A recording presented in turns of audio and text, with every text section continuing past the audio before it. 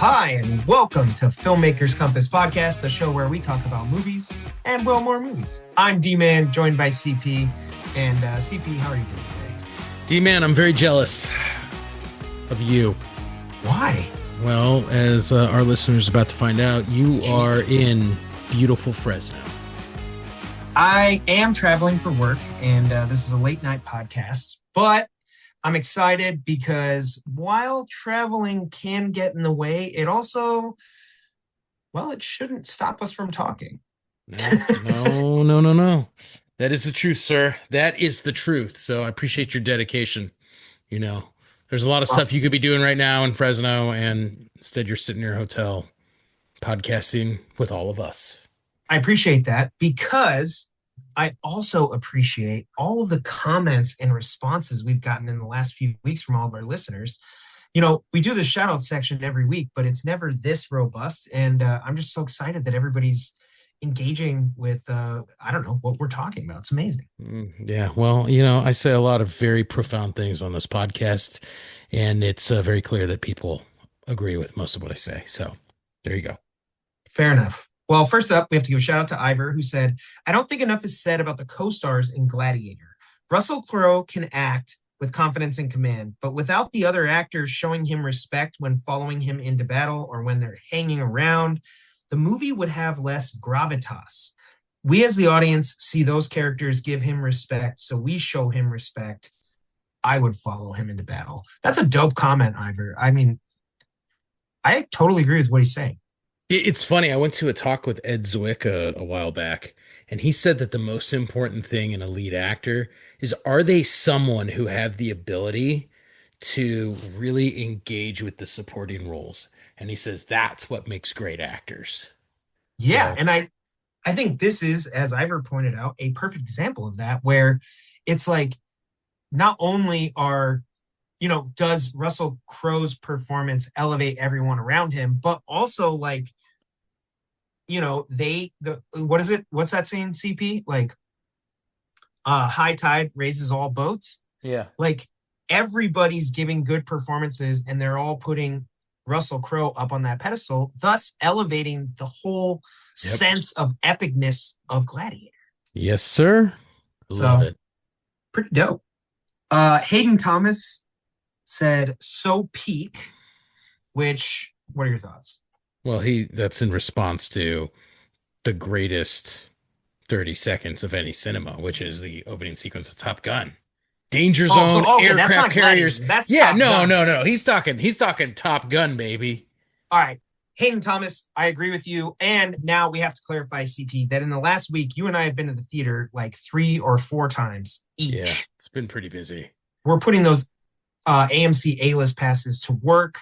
And I have gone to see Mortal Kombat 2. I actually got to see both Top Gun Maverick and Top Gun in IMAX, a double feature, which was amazing. And CP, I even booked to go see Project Hail Mary again and had to cancel it, but I was trying to go more. I was trying to use all 4 passes in 1 week. I respect that. Thank you, D-Man, for going to the movies. AMC appreciates it, and Hollywood appreciates it. Well, we're going to actually talk about this eventually, but Hayden Thomas, when you say so peak, that opening 30 seconds sets the tone of that entire film so well that I would argue it's probably not one of the top 5 openings of all time, but it's definitely one of the best openings of all time. It's an amazing way to take you right into what this movie is. Mm-hmm. So Sarah Berkhamshaw said, and you didn't take me with you, which I'm assuming then. Well, that's actually a reference. Sasha Birkenshaw show. Get your Sasha, audience sorry. Rights. Okay, my apologies. Sasha, I post about how I go to the movies a lot, and apparently people get mad that I don't invite them with me. Sorry. Well, what movie is she referring to? Is that Top Gun? Top Gun. I mean, I saw your review of Top Gun, and you posted about it right after seeing it, and I got the impression that you actually like Top Gun more than Maverick, which maybe we'll have that conversation on this podcast eventually, but that's kind of nuts to me. Well, I mean, I don't. You know what? We'll save that for some other time, D-Man. All right. Next up in our shout outs is none other than Eric Drucker, who said, oh, he's going back here to our Marvel Rewind for Phase 4. So he said, I like Doctor Strange, but I do wish they brought the multiverse through Doctor Strange's broken skull spell. Like you mentioned, I think they would have been it would have been a stronger story for sure. The Raimi horror aspect really worked for me in this story. It made for some really fun visuals. Okay, yeah, agree. Now, granted, Drucker, you wrote one of the longest comments we've probably ever gotten, and I don't think I'm going to read it all, but you did make a couple really good points throughout here, which he said, I thought it would have been much stronger if she went to search save him than some made up children. America Chavez, I thought was a fun character, but if she met two other Doctor Stranges, I'm surprised they didn't teach her to use her powers better. Those True. are good points. Yeah, I think you're right on that. He said, and I love Love and Thunder, but it wasn't great. Was Thor in Ragnarok and what's it called? Gore's perspective would have been 1,000 times better. So, Yeah, yeah, Drucker, agreed. I get what you're saying, which is essentially Love and Thunder, underwhelming. Thor Ragnarok, awesome. Gore, awesome. Drucker is right. He's a smart guy. Okay, now I have a couple more comments, which is one, CP. I alluded to this last week, but I didn't tell the story, which is I went to see the Michael Jackson movie a second time. And we went with Joe and Francine and their son and their neighbor. And we had a great time. But I'm not going to lie, we got pretty drunk and started dancing in the theater. So, what I wanted to throw out to you in the shout outs is well, first of all, shout out to Joe and Francine and Bugs and their neighbor. But if you went to go see sort of a concert movie, let's say it was Taylor Swift, let's say it was Michael, let's say it was Bohemian Rhapsody, does it upset you if people in the audience are singing along or dancing? No, dude, when I went to see the Eras tour, I was the person singing along dancing. Okay. So was I. I mean, I was having a great time. I no, it didn't seem like anyone got mad in the moment. Like everybody seemed like they were having a great time. But I think about it sometimes and I'm like, God, it still is a movie. It's not a concert. And I don't want to suck up all the air in the theater.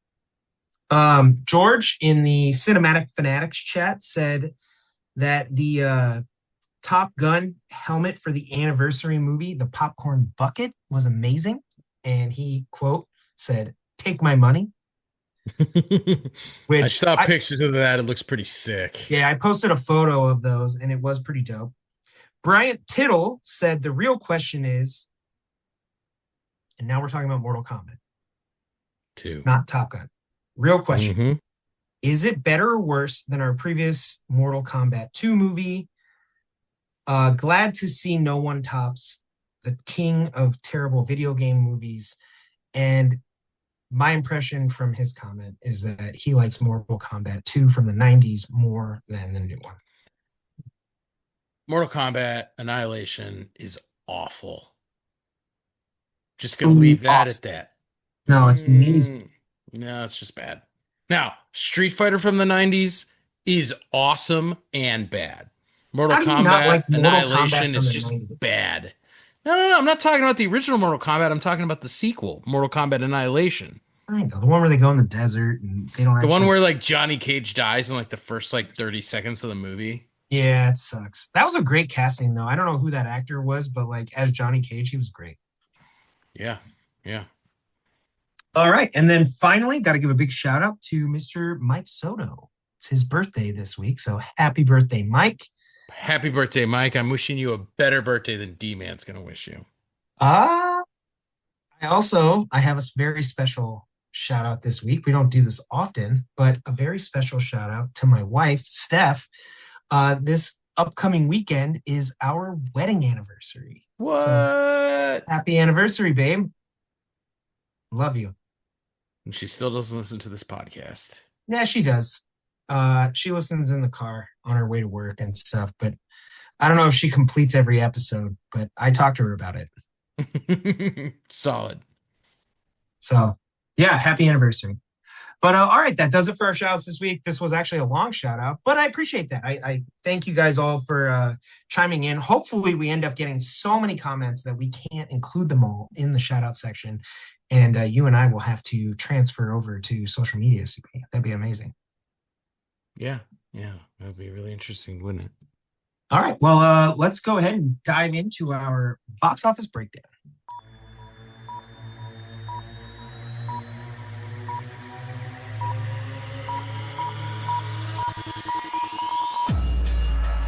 All right, it's time for box office breakdown. Let's take a look at the box office from this past weekend. Got some exciting stuff I'm very sure of. So, number five. Did not even know this was a movie. This was the first weekend that it was open. Eilish, Hit Me Hard and Soft. I did Total see. news to me. I've only been focused on Mortal Kombat and Top Gun this past week. So, Did you see Devil Wears Prada 2? no, it's on my list too. I do want to see it. I just, haven't been able to catch up to it. All right, I do too. I know that the original is actually pretty good. But going back to Billie Eilish, I did see that a lot of her fans were posting in response to the movie coming out this last week. And it sounds like they really liked the movie. That obviously, if it grabbed the fifth spot, and we're talking about in May, which is basically blockbuster season, she must have some pull. So pretty impressive. True, definitely true. So the fourth spot, now let me just get this out there. This is The Sheep Detective, and this looks like the dumbest movie ever. I'm just gonna go out on a limb and say I don't know who the hell greenlit this, and I think they need to be fired. So there you go. I totally disagree. I think this reminds me of a movie of like the 80s and 90s, like one of those weird movies that would never get greenlit today. And I kind of respect it. Like, I miss movies like The Sandlot or, you know, How obviously, is this in anything like The Sandlot? I'm not saying it's like that. I'm just saying that there's like a subset of movies that just don't get greenlit anymore. And I'm happy to see one doing well, even if it doesn't fit within the current I box of mean, Hollywood. so You haven't even seen the movie. it made $21 million That's amazing. worldwide. I'm not going to say it's doing well. I'm just saying that there's a couple other heavy hitters at the top that are probably sucking up most of the movie going dollars. That's all I'm saying. All right. Now, Fair enough. three, movie that you have seen at least twice, Michael. Michael. Great movie. Great movie. It's up to $615 million worldwide. And so, okay, if I Yep. read this correctly, and I think I saw this on Google News, Bohemian Rhapsody made upwards of either 800 or 900 million. I Hmm. don't think Michael's going to catch that. I don't think so either. And I think the problem is um, Michael Jackson, while an incredibly successful artist and incredibly popular, over the last 10 years has been incredibly divisive, especially since his death. Yeah. And Had a um, couple documentaries, a couple news yeah, right. People things. have Yeah. really mixed feelings. And whereas, the story of Queen and Freddie Mercury is for one, it's been a long time since Queen was even a band, but there's a massive following, and I don't think people go to see that movie with strong feelings about how they hate Queen, which there's a lot of people who will not see Michael because they have such negative feelings towards Michael Jackson. Fair And enough. so, you know, I know his nephew Jafar is getting immense praise for his portrayal of Michael Jackson, which I think is well earned. I think he But totally should. Remy Malek also won an Oscar. Now, you could make the case that maybe he shouldn't have won the Oscar, and that's a different discussion. But I think the point is that when the movie was in theaters, there was Oscar buzz around his performance that also drove people to go want to see it because it felt like it was a special, special moment. Yeah, no, I would agree. I think you're absolutely right. But Jafar Jackson is incredible as Michael. I know he was great, yeah. Like, if that guy But wants to he's go, not gonna. I don't think he's getting any Oscar buzz. Like he's not gonna win an award for that performance. I mean, you're probably right. But if he wants to go tour as Michael Jackson, and sing his songs and do the dance, I would go watch that guy live. Yeah, it's pretty good. I mean, he probably could, right? Like, what do they do now? They have the fake Steve Perry as part of Journey, and Yeah. you just sing like him, and it's great. All right. So number two in the box office opened this past weekend, and that is Mortal Kombat 2, the movie we're going to be talking about on this episode of the podcast. Sweet. Made almost $80 million, Nice. which before we all jump into the pushback, it is an R-rated film. So I don't That was think that's a R-rated. terrible week. Yeah. I mean, there's a lot of blood and they say the F word, but maybe that's par for the course in 2026. Like that seems fairly mild. It didn't seem that intense, but whatever. And number one in the box office, Devil Wears Prada 2, coming in at just shy of $450 million. Wow. I mean, that's all bank, dude. You know, Mm-hmm. it's a great Yeah. legacy sequel right there. Now, like I said earlier, I actually have a lot of respect for the first movie. I think it was maybe dismissed as a chick flick at whatever when it was first released, but you know, as time has shown, it's actually a pretty good movie. There were a lot of stars in that movie, which they weren't at the time, but Mm-hmm. They've gone became on to be stars. right Yeah. one of those movies that it's like, wow, what a collection of talent you had here, Yep. and they all came back. So pretty interesting, and I would love to see it, if only to confirm whether it's up there with like Top Gun Maverick as one of the better legacy sequels. It's not. I'll tell you that right now. I mean, Maverick is nuts, dude. It's so good. Exactly. So, So that's the box office for this weekend.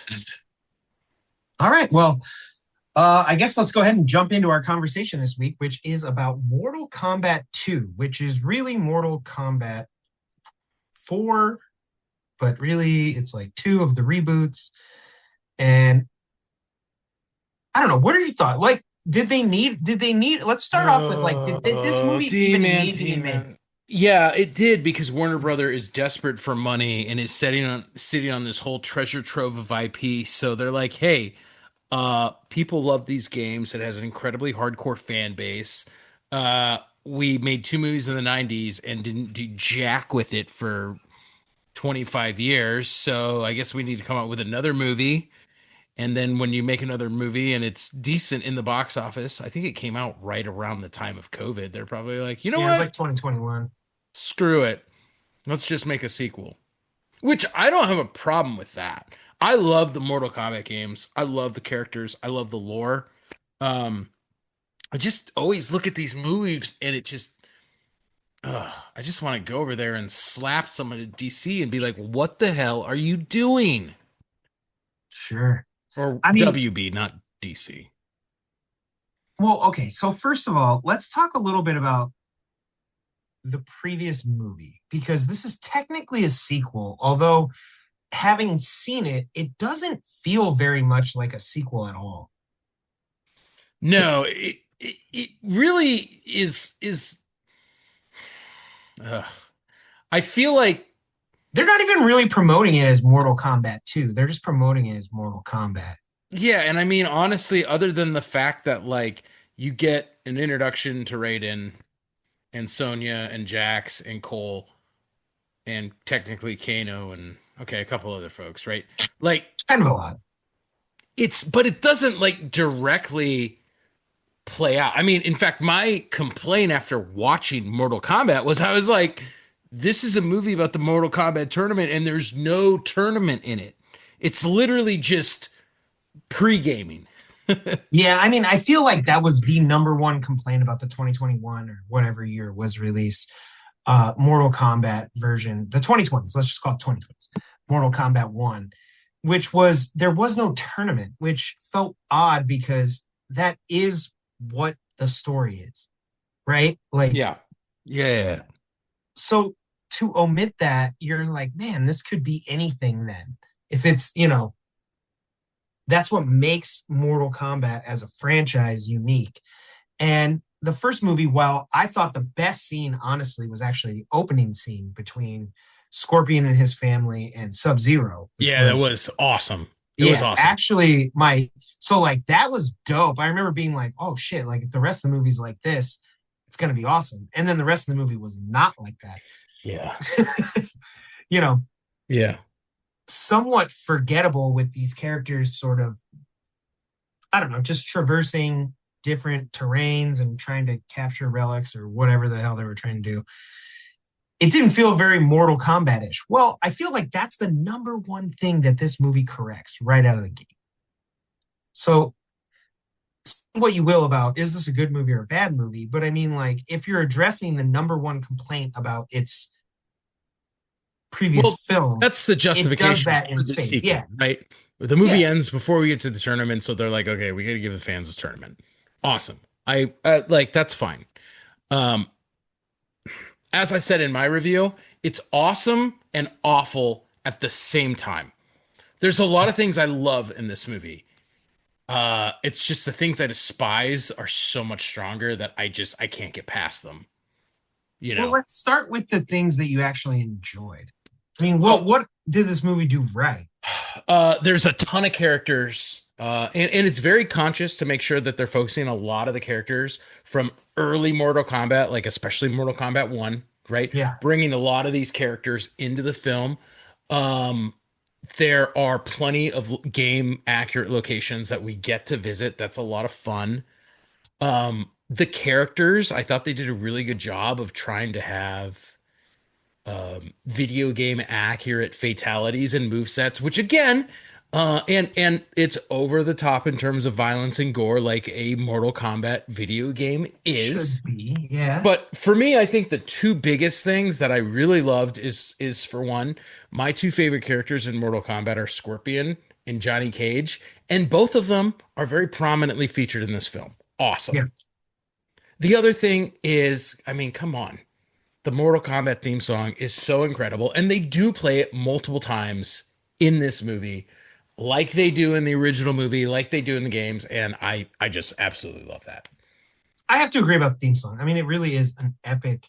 It reminds me almost of like the Power Rangers, where you're like, Hmm. when you think of the Power Rangers and you watch the show and like the quality of what it is, say what you will about why kids would like it, but like the theme song to Power Rangers Goes is so hard. banging. Yeah, it's It, like freaking awesome. And Mortal Kombat has that quality where it's like, wow, I mean, this is just like a banger. You could hmm put this on and like dun dun dun dun dun dun dun dun dun Yes, dude, it's so dun good. dun dun dun. Like it's just amazing. And I think the fact that they went ahead and just incorporated it, even though you don't have to, you really don't have to. You could leave that in the 90s and be like, that was the 90s version of Mortal Kombat. They incorporate it here. It works well. And then, of course, when the end credits hit and they bang it for real, it's Hmm. So good. awesome.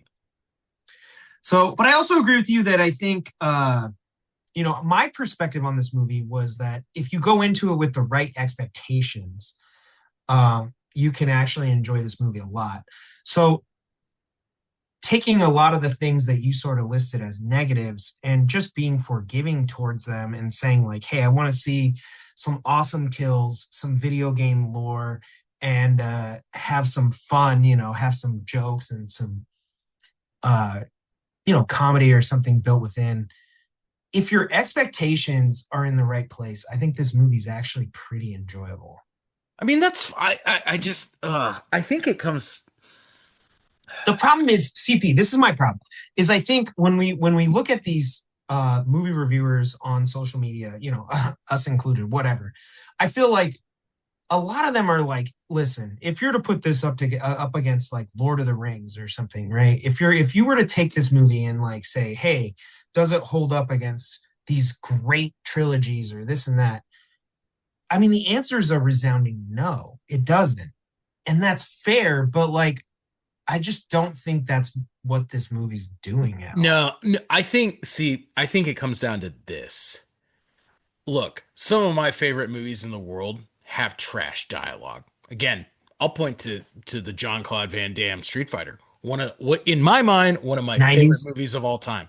You know, the original Starship Troopers, right? Yeah. Incredibly cheesy dialogue. It's not about dialogue. It's not about if the acting is good or bad. As a fan, especially a fan of content that's being adapted, like I'm like, I love these characters. I love the cheesy Johnny Cage stuff they do in this movie where he's grabbing the glasses and flicking them onto his face and Yeah, yeah. like everything about that I love. I think for me it really comes down to two colossal failures when I Okay. look at this movie. The first one is tone. It's set up like the stakes are super serious. There's this world, if they lose the tournament, Outer Realm is gonna invade Earth Realm and everything is destroyed, right? This totally cataclysmic event, which is dependent on the Warriors of Light to defend Earth Realm. I'm sold on that. Okay.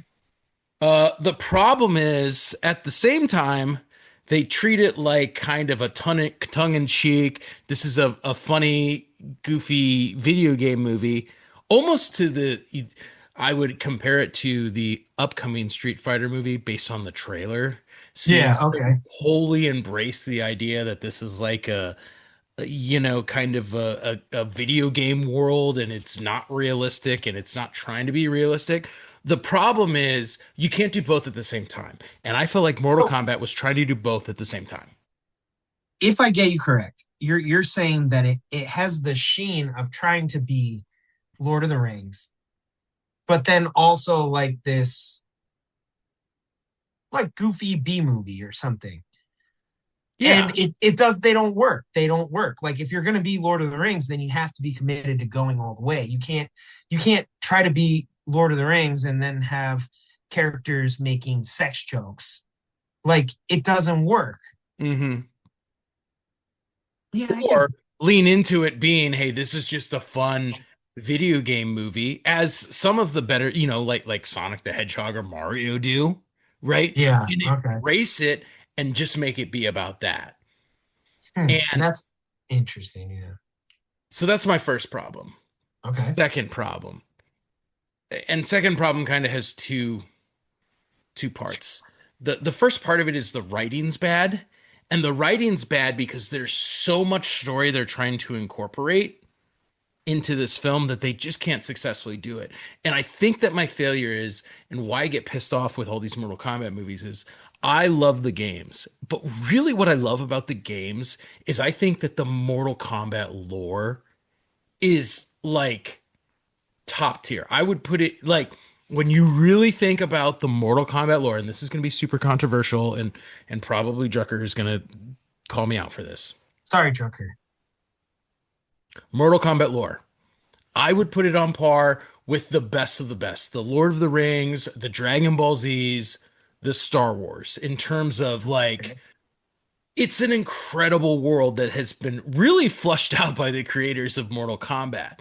I think the problem is it's so massive that when you try and condense it down into a 2 hour movie, it just never feels justified in terms of like this massive history of the battle between the realms and the elder gods and the construction of the Mortal Kombat tournament and these feuds that have been going on between Raiden and Chinook and for 10,000 years, right? And then there's Yeah. all these different schools of training within the different realms, and each realm has different principles and values and warriors, and how are people coming together to create politics to control who's in power and what are the alliances that are created and who's being deceived and what advantages are people trying to find to ensure their victory and the victory of their people in the tournament. I think it's really cool. My problem is we never had this played out in a movie in a way that I think is fitting for what it could be. Well, can I expand on that a little bit? Because I think you're hitting at something that we've talked about before on this podcast, but never really dove into, which is sometimes when you have to do heavy world building lifting, like you need to really dive into the lore and explore things. I think sometimes you need to really simplify your plot. Like, does that make sense? Yeah, no, I think you're absolutely right. Like in Lord of the Rings, it's like we get to spend so much time with the characters in these different locations and explore and like how much time do we follow the fellowship at just walking? You know, But really, the plot is like, it's so simple. It's you have to get this ring to Mount Doom, And and chuck it like in. that's the plot, really. Like, I mean, we're not talking about thematically or anything else associated No, with no, it. no, It's no, just no. what is the plot? It's like we need to get this item to this location and destroy it. And so, like, but it's so simple, it's so dead simple that when you're in any of these locations, it lets you marinate there because the plot is the plot. We know where we're indexed. Well, and it allows you to judge when Faramir comes and abducts, when he captures Sam and Frodo, we know, oh no, this is now deterring them from getting to Mount Doom, right? Yeah, And that exactly. constantly, it's very easy to judge every scene and situation and Yeah, are character they in closer terms or of, further away from getting the ring to the mhm, mountain? Like, yep. so sometimes I think these movies overcomplicate. So, like, let's look at Mortal Kombat 2. You have Shao Kahn who's trying to like get his 10th realm and basically, become a master of the universe.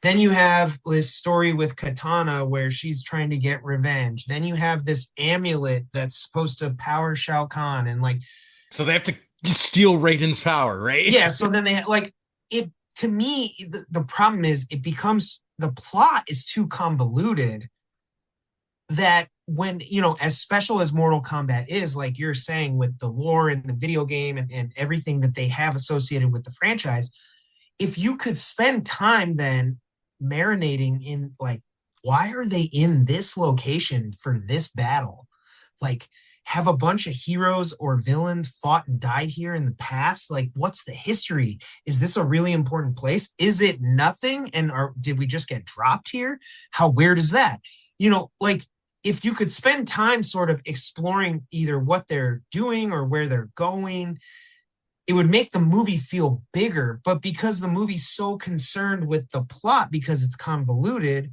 it feels like they just go to these locations and they just come and go. hmm No, I mean, that's exactly it, right? And simplify it. Like the idea, you already have this tournament, right? The stakes are kind of outlined. Let's just focus on these are the characters. They're in the tournament. Are they going to win? Are they going to lose? Uh-oh. Now they're getting their ass kicked in this fight. It looks like they're going to lose. Right? Yeah. Like it could literally just be that simple of a story, right? Yeah. Almost almost like Karate Kid. Is he going to win the tournament? Like Right. that's Yeah. all Like we need to keep it know. simple. It like don't overcomplicate it because I think about like again, I'm going to use Lord of the Rings as the example because it's just such an expansive journey. But like, let's look at Fellowship of the Ring. How many places do they go? I mean, they start in the Shire, they go to Bree, they go to Weathertop, they go to Rivendell, they go to uh technically like the fields of Rohan, but they go to up on the mountain, the mines of Moria, Lothlorien, then the river. Like I can name all those places because it's made so well that we get to experience all of them. hmm Where if you ask me to recite where did they go to fight all the battles in Mortal Kombat 2, I'm like, I don't fucking know. Right? And that's a problem. I think that, we need to it needs to be clear. The other thing I think that's a major failure in this movie is obviously anyone who's watching a Mortal Kombat movie is probably played the game, Yeah. right? Or you're a fan of the fighting game, you want to watch it, and you look at the fight sequences, and some of them are really cool, but for a really short amount of time. Okay. And I think like, if we compare that to something like Dragon Ball Z, the Okay. entire series of Dragon Ball Z is people fighting, right? Yes. Yeah. In fact, as fans, you get pissed off when they show episodes that don't involve fighting. You're like, I don't care that they're ordering pizza. Like, Yeah. let's get to the fighting. And more importantly, everything for the most part is a series of tournaments throughout the series, the entire show, right? Yeah. Okay. I mean, Oh, even if you look at Dragon Ball Z, right, there's literally a chunk of it that maybe it's not a tournament, but really it's like characters leveling up, which essentially like I beat this opponent, then I face this opponent, yeah, right? yeah, Like right. they're Like leveling up. and what does Dragon Ball Z do really well for us as an audience? Well, first of all, they have other characters there always watching the fighting to That's a good comment, point.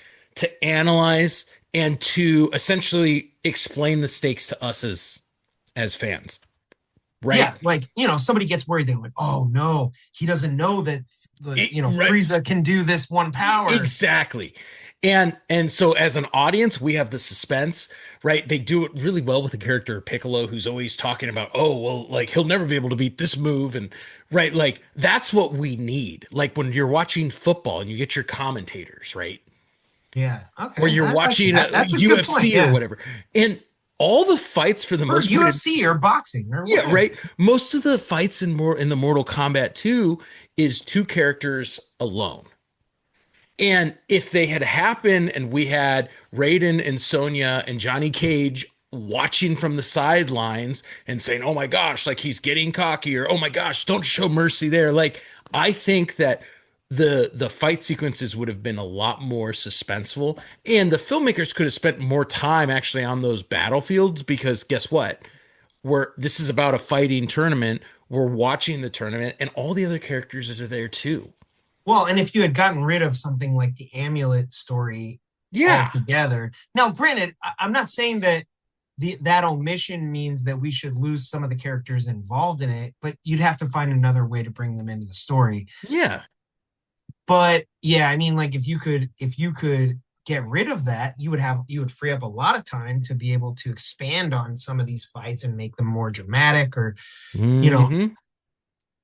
I don't know, really bring them together in a way. Because, like you said, I mean, I know Dragon Ball Z is not movies, but you look at that as a template for how to do fighting in general. Yep. And like the way they progress the characters through the story and through sort of their opponents, it works really well. Now, granted, Dragon Ball Z is like 100 something episodes, right? Way longer than a 2 hour movie. Hmm. So I understand that's not a 1-to-1 or an apples to apples comparison, right? Apples to oranges. It makes sense, but how does that translate to a 2 hour movie? You have to take the elements that work there and try to integrate them in a way that can work for a 2 hour movie. But Yes. you can't take everything, just like you can't take Lord of the Rings and necessarily just drag that whole story out into 8 seasons of television. That could still be bad, Yep. Exactly. right? Exactly. Like, No, I mean, for sure. so I don't know. And then there's this overall sense of world building. And this is something that I think you and I have talked about, especially with Marvel. We've sort of hinted at, but like this general sense of like, how do you build worlds in cinema? A good example is like the original trilogy of Star Wars. I feel like Okay. George Lucas sort of zooms in, really, he focuses in on these droids in a desert. And then he sort of pulls back and pulls back and pulls back and reveals more and more of this expansive world, right? Hmm. But it's interesting because Star Wars doesn't sort of follow the rules of like Lord of the Rings, where it feels like one sort of cohesive world, meaning like, they open up Empire Strikes Back on Hoth. But if you pull back and pull back, you're like, how close is Hoth to Tatooine? And are they part of the same parsec, or, whatever? Yeah. I don't know. I don't know if Star Wars is all concerned with that, but like the way the story progresses makes sense. But then you look at something like Lord of the Rings, and I'm like, I could probably, CP, I know we're not going to do this for the podcast. Maybe we should, but like, I could probably draw you a map of Middle Earth. And then I'll take it, Sean, and be like, Sean, is this right? Right? Like, I feel like if I had to do it, I could sit down and like draw, like, where are the Misty Mountains? Now, would I get it exact? No, but could I approximate it? Yes. Where's Rohan? Where's Gondor? Where's Mordor? Where's the Shire? Where was Smog? Where, like, Hmm. Hmm. I feel like I could get pretty close. That's a testament to that trilogy and how amazing it was, that like they could walk us through that. Granted, it's 3 movies, which should be 6 hours, but it's actually like 12 hours. Fair enough. Yeah. Fair enough. They got some extra time, right? Not Star Wars didn't get that. Star Wars was 6 hours. But the point is, like, you look at the heavy world building that Lord of the Rings was able to accomplish within 3 movies. It's quite nuts. And it's just something that I feel like with Mortal Kombat, they weren't even trying. I don't think they were. And I mean, and I don't know if it was that the writer didn't appreciate it or the director didn't appreciate it or they just didn't even care. They're like, hey, the stuff we want to focus on is other stuff. But I just look at it and I'm like, if you had simplified it about the tournament a little more, we could have gotten some of the cooler parts of the lore. Um, and I mean, and I also understand that like, Lord of the Rings is unapologetic about the fact that they use a massive exposition dump at the beginning of the trilogy, right? Let's just call it what it is. That's got to be one of the best prologues ever of all time. Yeah, I and mean, they're like, we said earlier, different prologues like Top Gun and whatever, those are great and they set the tone, but literally, like, the prologue of Lord of the Rings fills in basically all the history you need to know about the ring and, well, concurrently Middle Earth, but not all the history of Middle Earth, but that you need to know in relation to the ring mhm. in, I think, less than 10 minutes. Yeah, no, it's wild and it's incredibly informative. Um, you compare it to something like what happens in Mortal Kombat 2, and Katana literally drops like 2 lines about how her dad got killed by, you know, Yeah, she wants revenge, but you're like, that doesn't set up like a whole world's worth of drama. exactly It sets up a character's world's worth of, backstory. yeah, like one character. You're like, that's not world, like, that didn't lift the whole world. And they could have just had like Raiden tell us the fans like what do we need to know about these realms and you know So, to that end, do you think they could do a version of Mortal Kombat like Lord of the Rings? Like, where, let's say you're just going to take it 100% serious. They're not doing any F bombs. They're not doing any sex jokes. They're not referencing pop culture. Like, do you think you could do a version of Mortal Kombat that could win an Oscar? I mean, I don't know about winning an Oscar, but you definitely could. I mean, when you think about the original Mortal Kombat movie from 95, right? Yeah. Essentially the story kind of is all these people from the Earthrealm team end up getting assembled, right? And Yeah. entering the tournament. And I think if you were to present it that way, you're like, this is Raiden, and Raiden is collecting his fighters, and most of them have no idea about this bigger world that they're about to get exposed to, right? But these are the best ones that he can muster. He's going to take them to the tournament. They're going to end up through the first, they defeat the outer realm and save Earthrealm for 1 year, but in doing so, they're all exposed to these other characters and this greater world. And then, as part of the preparation going forward, that's where we start digging into okay, who are all these other people? How are we going to cheat the system in the same way that everyone else is trying to?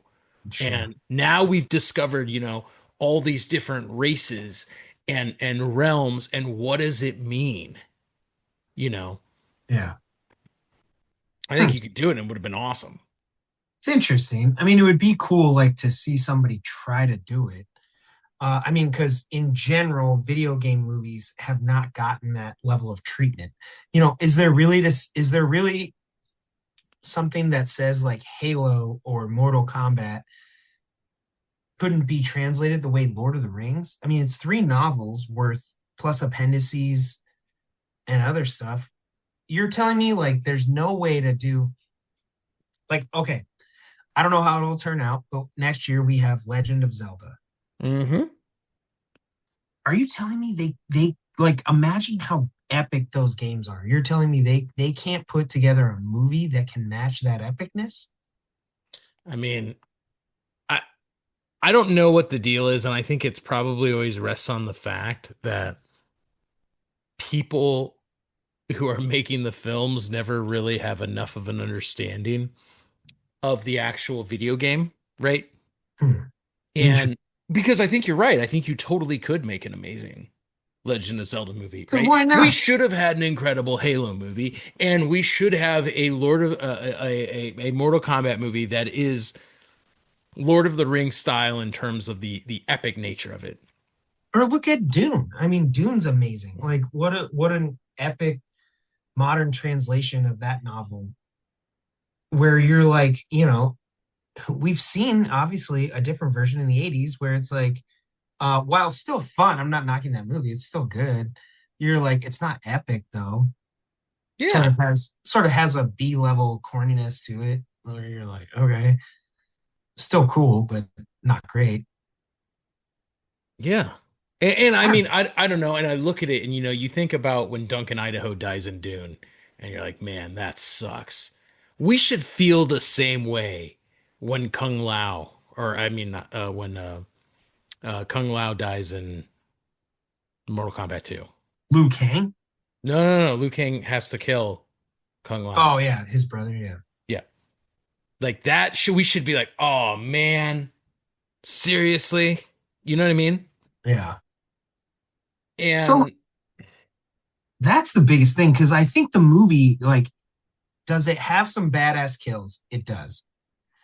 Are the characters that you want to see there? They are. Are the locations that you want to see there? They are. Does the music kick in for some pretty epic moments? It does. So, now, like, the ingredients aren't wrong. And it actually, like I said, if you're not expecting Lord of the Rings, it's actually pretty fun. Problem is, the potential's lost. You're like, what the hell? now there's one other major thing that I think was a total disaster. And honestly, I don't know how anyone at Warner Brothers like I just know it. I know what you're slept going to on say. this. I know what you're going to say. What the hell's up with those visual effects? I mean, some of those visual effects are on par with the 1995 Mortal Kombat film. Abysmal. Yeah, I mean, we've gone down this road of visual effects, and maybe this is something we could talk about more expanded in a different conversation. But just for this context alone, I feel like we've reached that point where studios are recognizing now the genres that they're in, and they're just accepting that, like, we don't need to go for full realism because this is a video game movie, right? Marvel even sort of does this now where, you watch the original Iron Man and the attention to detail to making that suit feel like it's really, well, real, but more than that, like pieces of metal clanking together and like, Mhm. right? There's great attention to detail there. And then you end up at Black Panther Wakanda Together and you have whatever that character's name, Ironside or something. It's like Ironheart. horrible. Ironheart. It's like horrible. You know, Literally Marvel has basically given up on making realistic suits and just using nanotech for every character, whether it's Spider-Man or Black Panther or whoever, to just whoop their costumes on. Like we're not even concerned anymore about like how people get costumes. Fuck that. What I'm getting at though is that I feel like studios have sort of, even Jurassic Park, which is like the gold standard of the 90s, but really the gold standard of special effects in general, right? Mhm. You watch the original Jurassic Park and it's like, that's a dinosaur. I mean, they literally have that line in the movie. Yeah, no, for That's sure. that's a dinosaur. You know, Even the Jurassic Park movies are like, listen, dinosaurs aren't real. So like, do we really need to like make it look real? Like everyone knows it's not real. So like, it's fine. I feel like that's where effects are today is like, instead of, Terminator 2 making it feel like there's this real metal man walking. And granted, you can say whatever you want about how those effects have aged. Terminator 2 is amazing, Yeah. right? Jurassic Park is amazing. Lord of the Rings is amazing. And their special effects stand the test of time. They're just incredible. But Hmm. I feel like we've gotten to a place where Mortal Kombat 2 is kind of an example of this, where people are just like, it's a video game movie. So, like, everyone knows it's based on this video game. So we don't need to, like, overthink it. Like, it's fine. The effects No, will be fine. I mean, and it's so bad. That scene with Raiden, which I'm not going to spoil for people who haven't seen it, but when you're watching the movie, you will see it. There's a visual effect that looks like it's straight out of the reboot cartoon. Like Cartoon Network reboot in 1998. Yeah, with like the crappy, like what we thought CGI was. I know reboot was dope. Yeah, the story was awesome. Yeah, I The know it was effects really cool. sucked. The second half wasn't, I don't know, like as cartoony as the first half was, I really loved like how they developed characters. Anyway, that's reboot, but it got epic at the end, but like the transition was kind of janky, but whatever. Yeah. Yeah, I'm with you though. I feel like effects, we saw that recently with the Flash. Like I said, Marvel's had those issues. Um, I don't know that Star Wars per se has stood out as like a aberration of effects. Star Wars should be at the forefront of all effects ever, Yeah. whatever they're doing. Say what you will Hmm. about the Mandalorian, right? Maybe you don't like the effects in the Mandalorian, but like they're pushing the boundaries with the void or whatever they call that thing, the Yeah. sphere or whatever it is. They're pushing the boundaries of effects. Star Wars should always be at the forefront. They should like it's sci-fi fantasy. Like they should always be finding ways to tell stories in new and unique ways. Will they always work? Maybe not. But at least I can appreciate Star Wars still being right there at the edge of like what's new? What do we do? Yeah. Where I feel like some of these other franchises have just taken a step back and been like good enough. Yeah. Yeah, Yeah. and that's what I hate. And I just feel like it's an insult to what it could have been. So, I got a couple more questions for you. All right, let's hear it. First thing, Yes. obviously the movie ends with we know that the story is going to continue. Are you going to Yes. go see Mortal Kombat 3? I am. I actually left the theater enjoying that film. Yeah. Okay. Well, I Way mean, more than when I saw the first one. Now, two things. One, the first one came out, like you said, right after COVID, and I watched that at home with Andres. Shout out. So I didn't see the first one in theaters. I don't know if that would have influenced me differently. Did I go to see Mortal Kombat 2 because of part one? 100% no. okay. I couldn't Okay. even really remember what happened other than the opening sequence, which I loved. Yeah. Yeah, yeah, yeah. And I didn't even bother to rewatch it. I So didn't either. I didn't think Mortal Kombat 2 required you to have seen it. It seemed like they were like, we're moving on. We're calling it the second one, but really, like, this felt like a soft reboot to me. To that end, I'm down for the next one. Yeah. Okay.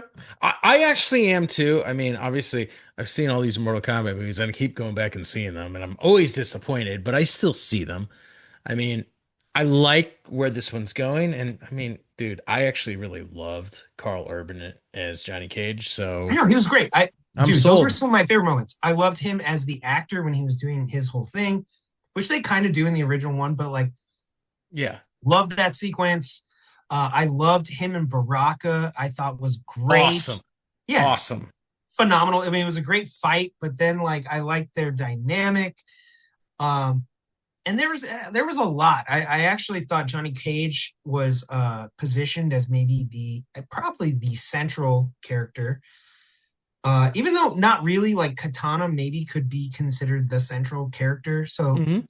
questionable. But I liked his back and forth with Raiden. I thought he had a couple moments where he had like master and trainee and different things. A lot worked for me. Hmm. It was cool. No, So I thought that was great. And obviously Carl Urban had a ton of fun in the role. So I really like that. Like, yeah, I you love know, when an actor's having a good time because when you can tell when actors are phoning it in or they're really not giving their A game. I'm not saying this is Carl Urban's best performance, but it seemed like he was enjoying the role. yeah, yeah, yeah, yeah. And then I gotta ask you, dude, are you team Sub-Zero or are you team Scorpion? Team Scorpion all the way. All right, nice. Same. Always have been. I mean, it's weird because like when I play a video game, Sub-Zero is maybe one of the best characters of Mortal Kombat of all time, video game wise. Hmm. I don't even know if it's debatable. He might be the best. Hmm. You could make a case for it. Hmm. But I always loved Scorpion. Um, Hmm. Something about their rivalry gets me. I love the whole get over here. Like you knew he was gonna say it. You knew it was coming. Oh yeah, it's so dope. If he doesn't say it, it's almost like what is the Fantastic Four? They keep trying to get the It's clobbering time. yeah, it's clobber and like you say the thing. Like, it's kind of like, come on, you gotta say it. Like that's the thing. Yeah. And he does, and it's awesome when he does. It's also, again, the movie seems totally unconcerned with Mortal Kombat 1, except for Scorpion Hmm. as a character. They actually do a flashback to Mortal Kombat 1 Yep. and show you some clips from that movie, which, like we said, they were the best sequences of Mortal Yep. Kombat 1. So I appreciate that they embraced what the fans described as their favorite part.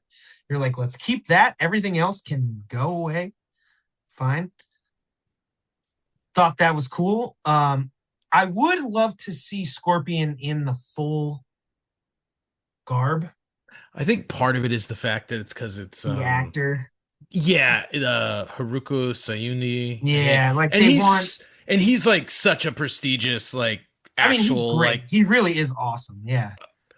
dude, I freaking love him in The Last Samurai. He's such a badass. No, I know. Like he's incredible. Even in Mortal Kombat, he's Yeah, great. yeah, yeah, yeah, yeah. But I think that's why we don't get the, I the know, but I would love to see scorpion it. costume Yeah, I like would we love would. to see it.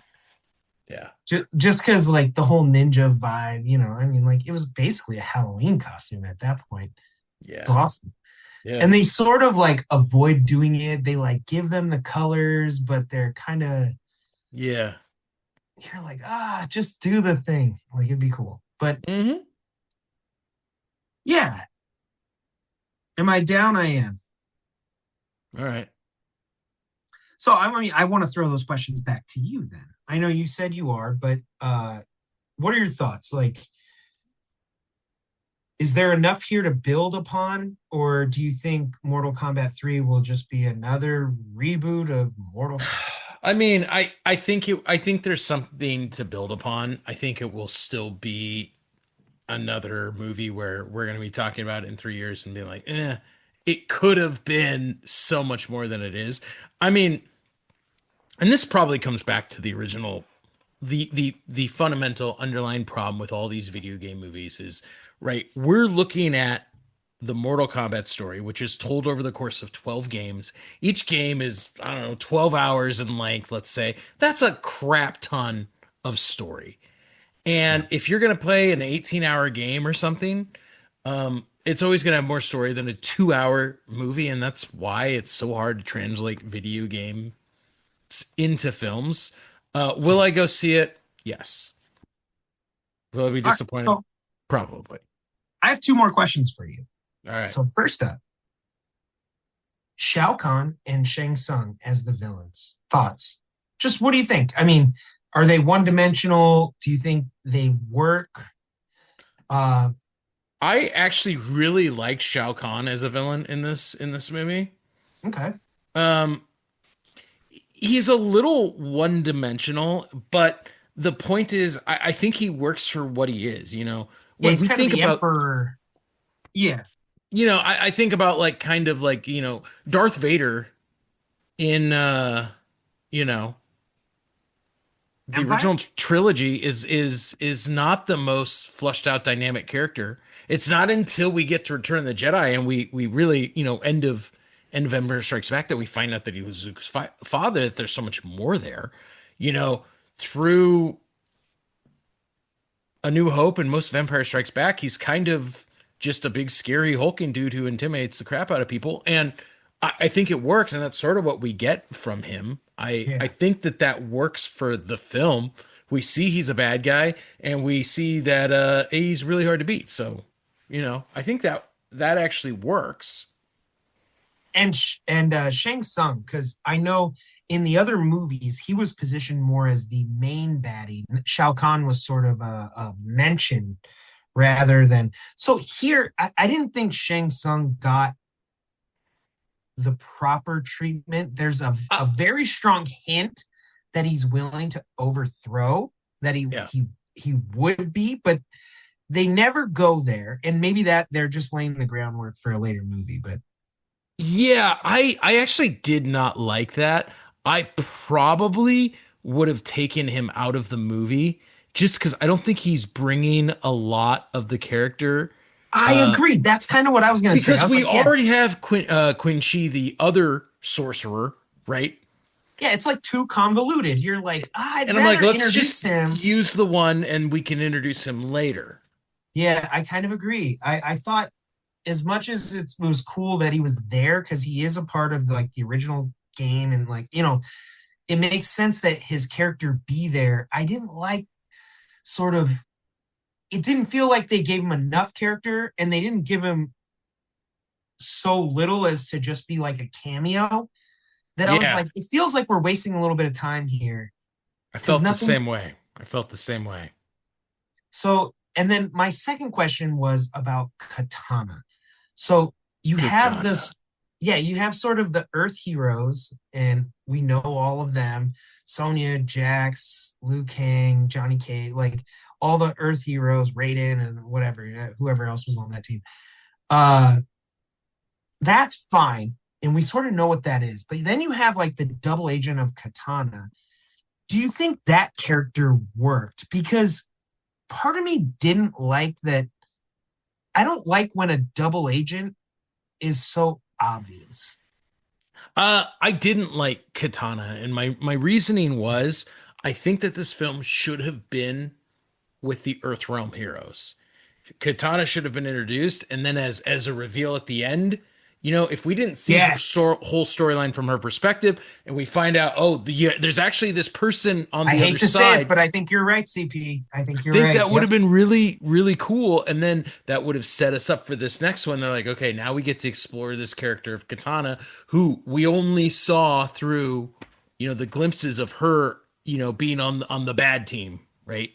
Yeah. I kind of agree because I feel like the movie, like I said, almost positions her as the A story, as the main I mean, it character. opens with her. Right. So it almost is like, and then it ends with her too. So Mhm. I don't even, it may not even be really much of an argument. She may be the main character of that movie. And I think the problem is that like they're assuming tension based on her double agent status that I just don't think is there. I agree. I agree. It just doesn't have the weight. Yeah, like there's something missing about like, do we ever not trust her? You're like, no, we know she's a good guy. Yeah. And so like it plays that way, and then it's sort of like this back and forth. You're like, I don't know. I mean, if we already know the outcome and you're not gonna like mess with us, then like, what are we doing? Yeah, I agree, dude. So I did not think that that was the most effective thing in the film. Yeah, I'd probably. I mean, like I said, I think if I were to take a look at this movie and figure out how do you fix this movie, because it's a lot of fun. So they have a lot of elements that work. But first of all, I'd say, how serious do you want it to be? Are we going Lord of the Rings or are we going B movie? You can go either way. I actually would be fine with either way. Yeah, no. You're totally right. I would reduce the story to one of the simplest plots you could ever make. A to B. What are we doing? Hmm. That way, you can spend time in the places with characters and marinate, learn the history, learn different things. You think about walking through the mines of Moria and Gimli talking about his cousin and his ancestors. Like he's just filling in lore, but we Yeah. can spend time with him because we know where we're indexed. Yep. So, or Agree. if you're gonna go full B movie, then I would go more jokes and I would go probably more dramatic kills. How else could you kill people? Yeah, for sure, And dude. then like you said, I would reduce probably the character count, meaning like Katana maybe gets a reveal at the end. Shang Tsung maybe isn't even a part of it at this I'd point. probably take Jade out of the movie. Yeah, like I'd start to take some of the characters uh back. Not to say that we wouldn't introduce more lore with some other characters, but if they're gonna die because it's Mortal Kombat, then we introduce some lore and then let them go. Mm-hmm. No, I agree. But generally, yeah, I mean, it sucks because I'm like, I'm torn. I'm like, I Well, don't think they're far off for yeah. me. If I had to give it a thumbs up, I'm gonna give this movie a thumbs up. I mean, I think from like a character perspective, like the way they introduced the character Baraka in this movie was awesome, right? Yeah, People love Baraka. They want to see him in a Mortal Kombat Kano. movie. We didn't even talk about Kano. Yeah, right. Yeah, I'm like, you give it to us, and he works, and he's integral to the story. We get enough about him, but it's not like, you know, Yeah, same thing with Kano. Like, I'm like, good job.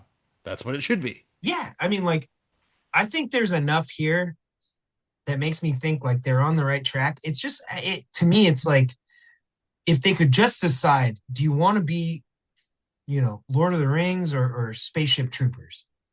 They're both great. I love Spaceship Troopers. Starship Troopers. Starship Troopers. I'm sorry. God, what a brain fart right there. No, Starship Troopers. But I love Starship Troopers. There's nothing wrong with that movie. It's great. It's incredible. It's just a different way to go about it. And so I'm like, how it like if this they're like caught in this middle realm, you know? Like if they could just decide where are we going with this? Because I'm like, man, you could make something really epic or really fun. Yeah, it just you know, such wasted potential. I think that's what I'm going to leave it on. That's what bothers me. I felt like this movie was wasted potential. All right, so final question for you. Who was your favorite character? I mean, I told you Johnny Cage. Yeah, I think I'm gonna go Johnny Cage I on this. mean, Carl Urban was great. I mean, I love that original 90s action movie that they show. I'm like, that's so what 90s action like Van Damme movies were, which is obviously the model for Johnny Cage. And I mean, I love it. As I said, I was psyched. Yeah, I think I thought Liu Kang was great, both in the fighting choreography and I thought it felt like Liu Kang, um, Johnny Cage. The characters I hated the most, probably Raiden and Shang Tsung. Well, the other one that I thought was weird was the character of Cole, because Yeah, they spent most of the, I mean, obviously he was original to the other film. He's not in any of the games, right? So they spent all of the first movie kind of um, being about him, right? and he He just gets killed. and he was not even like he wasn't significant to any of the story here. It was kind of weird, Yeah, I that's what thought. I meant. That's what I meant earlier when I was like, it felt like the movie was like, it's a soft reboot. Like, we'll borrow what we need from the first one, but like ultimately, that Hmm. movie doesn't really matter that much. And hopefully, this one catches on. So, I mean, we'll end the podcast with, I'm giving a thumbs up. Are you giving a thumbs up or thumbs down? I'm giving it a thumbs down. Damn. I actually had fun, man. Like as a theater, I saw it in IMAX. Our audience at the IMAX theater was totally into it. Really? It was That's getting cool. the laughs at the jokes. Kano was a hit, Hmm. and the kills they got claps. Like everybody was like, "Yeah, this was awesome." So, I mean, I think they delivered on a lot of what people want out of a Mortal Kombat movie. It's just, can you take it to that Just that level? that's all I want, dude. I just want something that is worthy of what it could be. Anyway, Yeah, it's still not there, but I don't know. I thought it was cool. So, all right. Well, that does it for our episode. I want to say to all of our listeners, obviously, after this long shout out list on this episode, Thank you so much for sending us your comments and engaging with the posts on social media. It's amazing. I love hearing from you guys. And even though we don't always respond in real time, I mean, we try to address everything here on the podcast. But CP, we can only do so many shout outs in a podcast, you know? Yep, that's the case. I know. Man. We might start have to figuring out, you know, some other ways to address some of the comments because you guys are amazing. So thank you so much for continuing the conversations, and be sure to do that after this episode. We'd love to hear from you guys. But you can follow the show at filmmakerscompass.com, where we have a feed of all of our previous episodes, as well as links to our social media at FilmComp Podcast and at FilmComp Pod on Instagram. You can follow me at Big Kid D-Man and CP. You could follow me at NDCal5. Thank you for hanging out, talking Mortal Kombat with us this week. We will be back here next week. And until then, keep watching movies.